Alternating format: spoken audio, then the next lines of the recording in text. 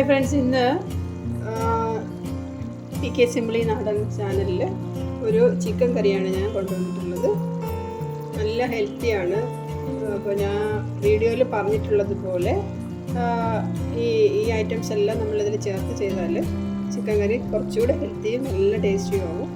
അപ്പോൾ ഇതെങ്ങനെ ചെയ്യണമെന്ന് നമുക്ക് നോക്കിയിട്ട് വരാം. ഹായ് ഫ്രണ്ട്സ്, ഇന്ന് ഒരു ചിക്കൻ റെസിപ്പിയാണ് കൊണ്ടുവന്നിട്ടുള്ളത്. അതൊരു വെറൈറ്റി ആയിട്ടുള്ളൊരു ചിക്കൻ മസാലയാണ്. ഞാനിവിടെ കുറച്ച് ചിക്കൻ ഉപ്പ് മാത്രം ഇട്ട് കുറച്ചൊന്ന് വേവിച്ചെടുത്ത് വെച്ചിട്ടുണ്ട്. അതിലേക്ക് നമുക്ക് അരയ്ക്കാനായിട്ട് കുറച്ച് മസാലാസ് വേണം.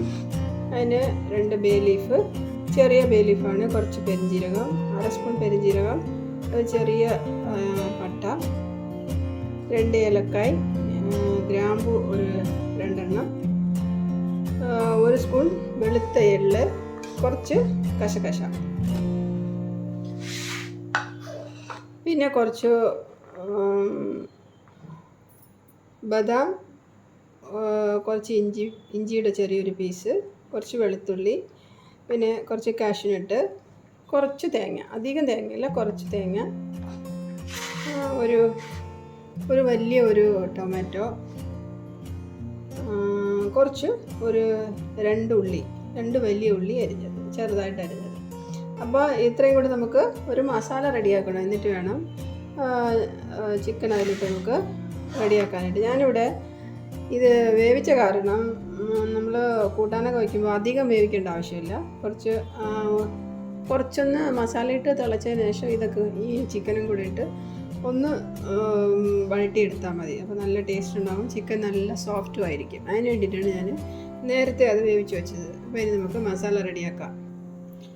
പാൻ വെച്ച് അതിൽ 1.5 സ്പൂൺ എണ്ണ ഒഴിച്ചിട്ടുണ്ട്. അതിലേക്ക് ഈ പട്ട, കശകശ, എള്ള് ഇതെല്ലാം കൂടെ ഇട്ടൊന്ന് ചൂടായതിന് ശേഷം ലോ ഫ്ലെയിമിൽ വെച്ചാണ് ചൂടാക്കാനായിട്ട്. ചൂടായതിന് ശേഷം അതിലേക്ക് നമുക്ക് ഈ ഉള്ളി ഇടുമ്പോഴത്തേക്ക് ആ പൊട്ടിത്തെറിക്കുന്നത് നിൽക്കും. ഉള്ളിയിട്ട് ഒന്ന് വഴണ്ട് വരണം. ഉള്ളി ചെറുതായിട്ടൊന്ന് വാടിക്കഴിഞ്ഞാൽ ബാക്കി തേങ്ങയും ബദാം, കാഷ്യൂ എല്ലാം കൂടെ ചേർത്തിടാം.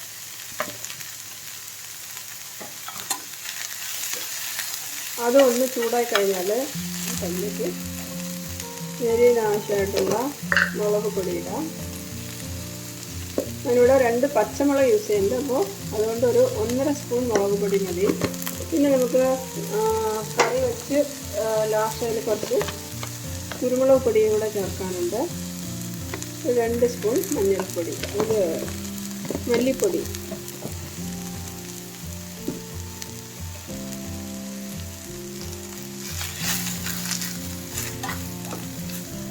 എരിവ് കൂടുതൽ വേണമെന്നുള്ളവർക്ക് മുളക് പൊടിയുടെ അളവ് കൂട്ടാം. 1/2 ടീസ്പൂൺ മഞ്ഞൾപ്പൊടി, എല്ലാം കൂടെ നല്ല ഒന്ന് അതിൻ്റെ ആ പച്ചമണം മാറണ വരയ്ക്കും ഒന്ന് വഴറ്റിയെടുക്കണം.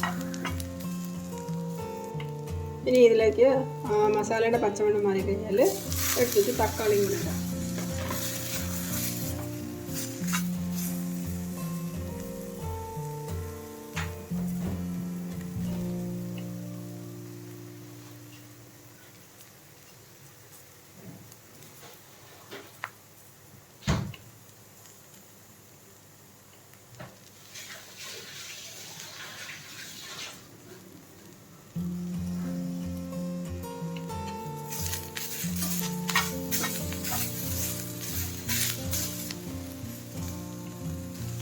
തക്കാളി ഇട്ടിട്ട് അതൊന്ന് വഴണ്ട് വന്നു കഴിഞ്ഞാൽ അധികം വേവേണ്ട ആവശ്യമില്ല.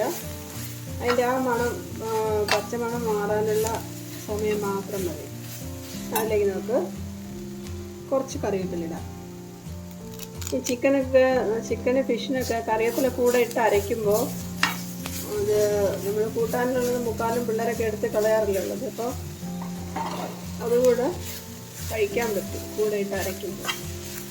ഇനി ഇത് നമുക്ക് ഒന്ന് ആറാൻ വയ്ക്കാം.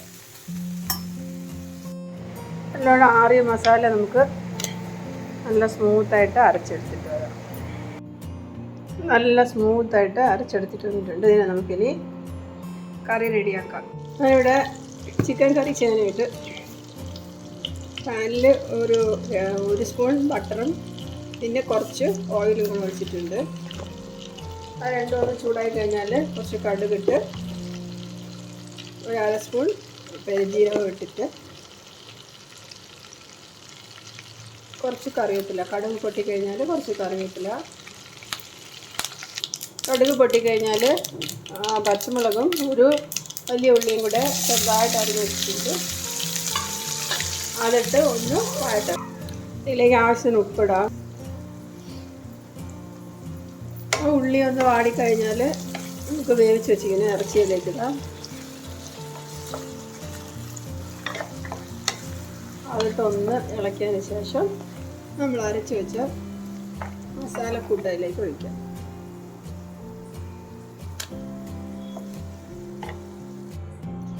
മസാലയെല്ലാം നല്ല മിക്സ് ചെയ്ത്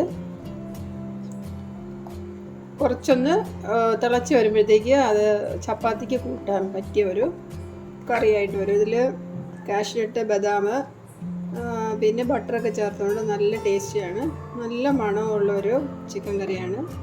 അപ്പോൾ ഇതുപോലെ ഹെൽത്തി ആയിട്ട് നമ്മൾ ചെയ്ത് കൊടുത്താൽ കുട്ടികളൊക്കെ നല്ലോണം കഴിച്ചോളും.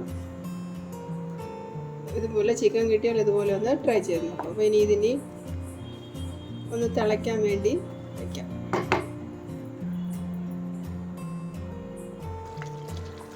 ചിക്കനും മസാലയും നല്ലോണം ഒന്ന് പിടിച്ച് കഴിഞ്ഞാൽ നമുക്കത് ഓഫ് ചെയ്യാം. കാരണം ചോറിനോ ചപ്പാത്തിക്കോ നമുക്ക് കൂട്ടാനായിട്ട് കുറച്ച് ലിക്വിഡായിട്ട് വേണം. അപ്പോൾ ഇതൊന്ന് അധികം വറ്റിപ്പോവാതെ നമുക്ക് ഓഫ് ചെയ്തെടുക്കാം.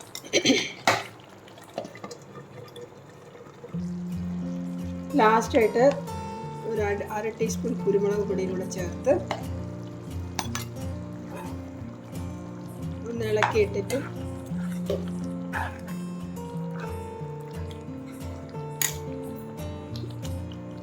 കറിവേപ്പിലയും ചേർത്ത് കൊത്തമല്ലി ഇല ഉണ്ടെങ്കിൽ അതും നമുക്ക് ചേർക്കാം.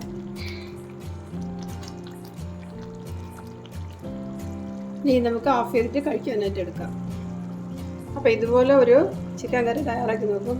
നല്ല ഹെൽത്തിയാണ്, നല്ല ടേസ്റ്റുമാണിത്. അടുത്ത് നല്ലൊരു വീഡിയോ ആയിട്ട് വരുമ്പോഴേക്കും ബൈ.